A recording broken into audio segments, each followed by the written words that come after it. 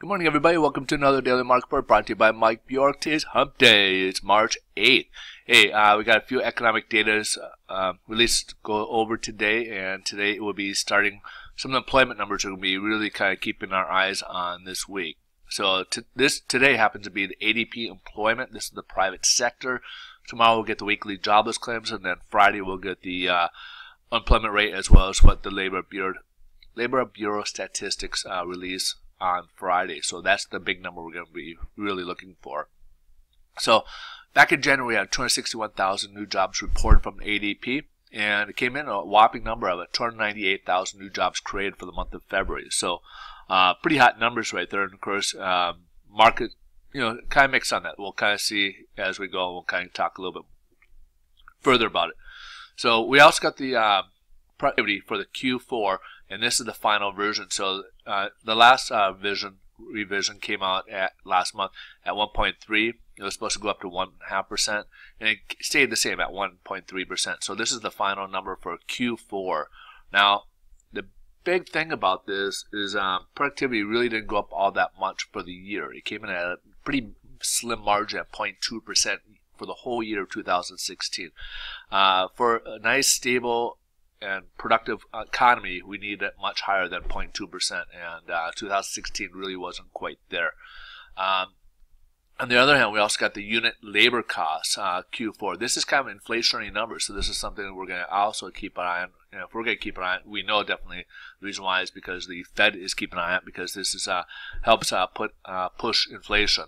So the previous reporting came out 1.7%. And forecast is supposed to dip a little bit down to 1.6%. So the final number for Q4 for unit labor costs came in at 1.7%. So again, this is something we want to keep an eye on as salaries increases, wages increases. It's going to create more pressure on inflation numbers. And of course, with the Fed in a mode of raising interest rates this year, especially about 3, it could lead to further or greater increment. So we'll keep an eye on those as that proceeds. We've been low, inflation has been low for a long time, but it's starting to creep up to the 2% level where the Fed wants it. And of course, to stave off rapid rising inflation, that's why they're raising these interest rates. Wholesale inventories for the month of January. So we had December ended at 1% basically. It declined about 2.2% in January, so we'll see what February comes in. It's not a big whopping number or anything, but it kind of gives us a little gauge as to if the wholesale industries are seeing economy movement, they're going to be increasing their inventories to be able to sell or not. So that kind of gives us a little bit more insight as to where the wholesale is. Right now, the stock market is a bit mixed. Both the S&P and Nasdaq were up earlier, where the Dow was down pretty much most of the day. But since, they've been kind of teetering back and forth, so we're seeing a lot of these going back and forth negative, and they're not a lot of trading. So we did have, today, bond trading, the Fed was buying bonds, about $1.9 billion worth of mortgage-backed securities.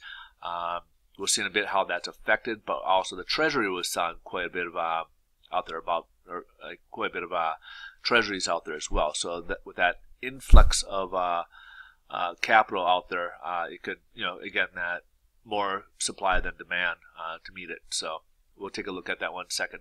But to touch on the stock market here, as we mentioned, the Fed is now, the FOMC meeting is next week. The Fed funds futures rate is now at 90%. So earlier this week it was at 80%. Now it's increasing the chances of a likelihood of a Fed rate hike next week. They're going to look closely at the job number on Friday, which will be important. If it comes in hot, most likely the Fed will definitely raise the rates, probably 100% that the Fed's going to raise rates next week. So right now, it's a very high probability that the Fed will raise rates next week. But the jobs number is going to dictate a lot of things going forward. Stock market is kind of slowing down a little bit because it went up so fast, so fast. They haven't yet seen the details of the Trump's plans. They, of course, it's not moving as fast enough for them. So right now they're kind of teetering a little bit about going too much further in being an oversold position, where now they're trying to get, kind of evaluate valuations of where a lot of these companies are at. So that's what's kind of going on right there. So let's go ahead and take a look at the bond market.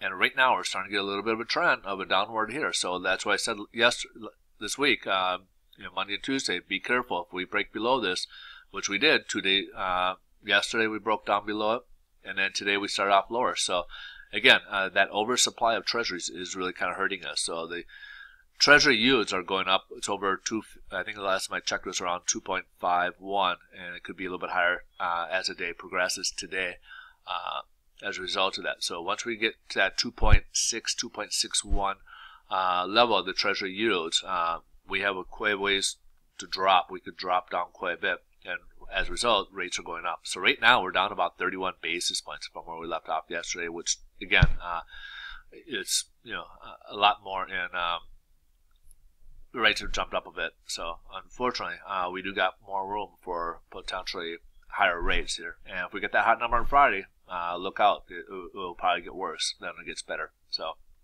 again, be very careful around here. Hopefully you guys locked in earlier this week, took advantage of the better rates. But again, just be careful here, because again, this Treasury selling off